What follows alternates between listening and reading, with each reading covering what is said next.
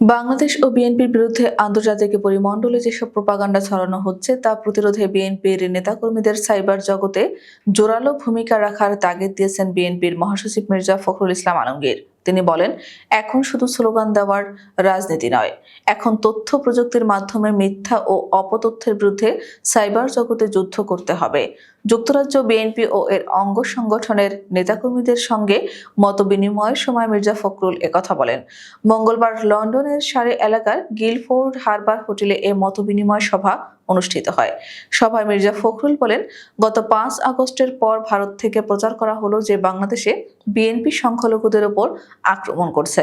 মুহূর্তে তা বিশ্বব্যাপী ছড়িয়ে পড়ল। কিন্তু এই মিথ্যা অপবাদের বিরুদ্ধে বিএনপির নেতাকর্মীরা তথ্য প্রযুক্তি ব্যবহার করে যথাযথ প্রতিরোধ করতে পারেননি বলে আমি মনে করি। মির্জা ফখরুল বলেন, যুক্তরাজ্যের পার্লামেন্টে ৪ জন ব্রিটিশ এমপি বিএনপি ও বাংলাদেশের বিরুদ্ধে কথা বলেছেন।